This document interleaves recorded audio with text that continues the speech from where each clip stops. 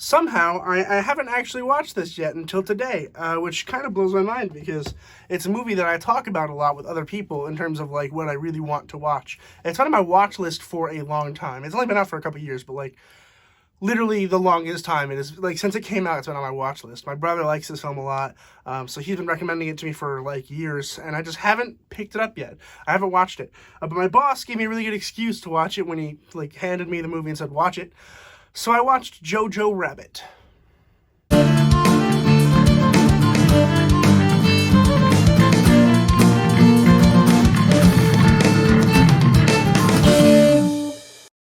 Jojo Rabbit was released in 2019. It was written and directed by Taika Waititi.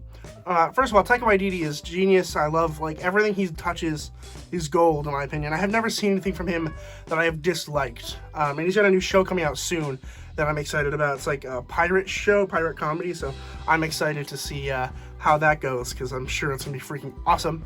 But no spoilers, but the general idea is Jojo Rabbit is set in World War II, Nazi Germany. There's this little boy who all he wants to do is be a Nazi. He wants to grow up, he wants to Heil Hitler every day and be a great Nazi.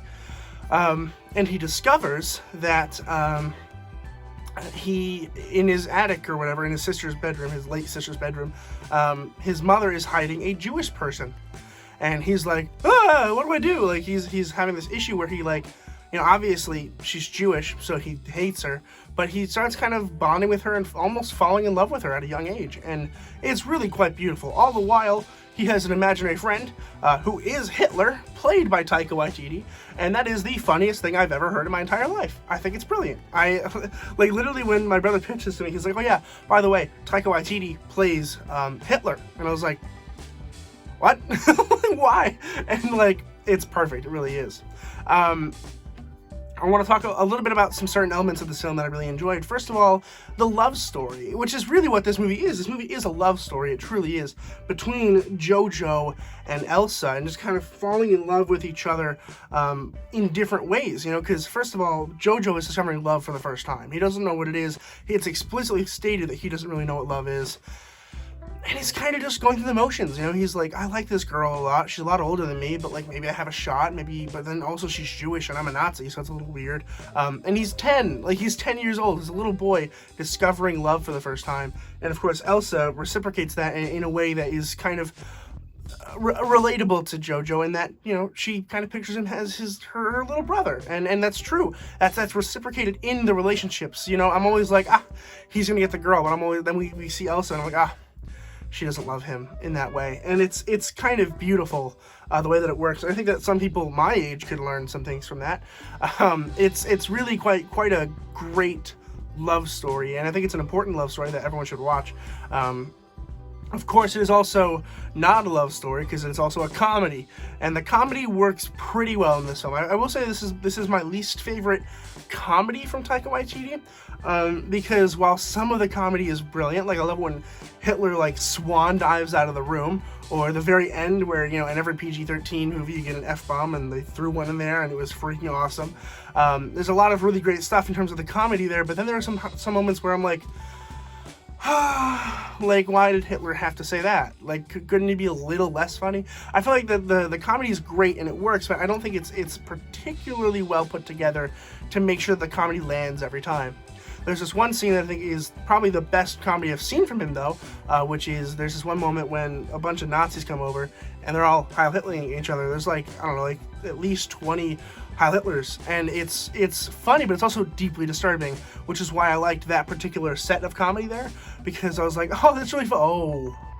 Oh, it's a little messed up a little bit, and it's really a great scene. That entire sequence is one of my favorite sequences that I've seen from Taika Waititi, honestly.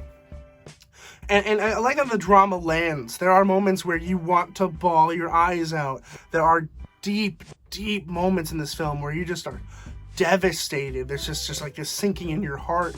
I didn't cry. I was close, but I didn't cry, which, I don't know. I was expecting to cry, so I'm impressed that I didn't. So maybe I'm building up a tolerance to sad movies, but there's definitely some sad moments in this film where you're like, oh, didn't expect that to happen, and like I like it a lot. I like that they throw that in there.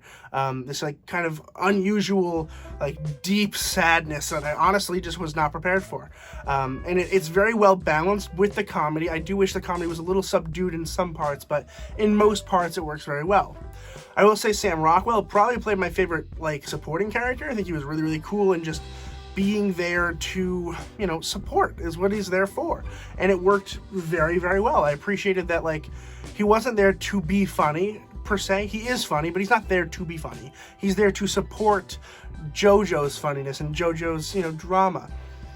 And all this together works to make a really beautiful ensemble film, although it, of course, is led by Roman Griffin Davis as Jojo, who did a wonderful job. I don't know how old this kid was, but he does look young.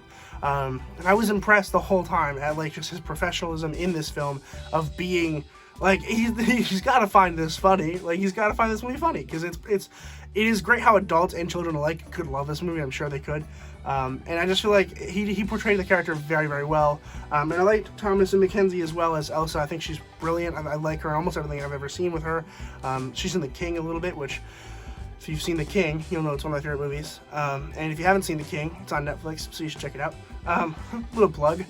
But overall, what this film does really well, in my opinion, is it approaches a love story set in World War II Germany with a Nazi and a Jewish person, but approaches it with taste. It doesn't just throw it in your face and be like, they love each other. It's tastefully put together with a lot of what I'm sure is hard hours of just saying, I'm not sure if we should put this scene here, because it might not sell exactly how I want it to. And for the most part, I'd say they have at least a 95% accuracy of, like, delivering what I think they intended to our audience, right? Like, I feel like there's only a couple moments where I'm like, that was really funny, but also distracted me from this really interesting subplot, which is a very complicated balance that a movie strives to achieve every time it makes a movie. And this is the first time I've noticed it in terms of like, oh wow, I know why they did that. So I'm learning more now, which is good. This is definitely a movie that you should watch if you're interested in learning these kind of practices. Especially like if you're interested in like screenplay writing, this is probably a masterclass. But it's tasteful, it's beautiful, the colors are vibrant. There's a couple moments where I was like, that's a Wes Anderson shot. But it really is quite beautiful. I love this movie, I really do. I'm gonna go ahead and give Jojo Rabbit an A. Have you guys seen Jojo Rabbit? Let me know in the comments down below what you guys thought about it. If you haven't seen it, I recommend you do. I don't know where it's streaming, but I'm sure you can find it somewhere. I love it, I really do. The more I think about it, the more I like it. Like, I literally watched it an hour ago, and I'm just like, I'm like reminiscing the great parts and the sad parts and the beautiful, like, I like it a lot. You should definitely check it out if you have not seen it.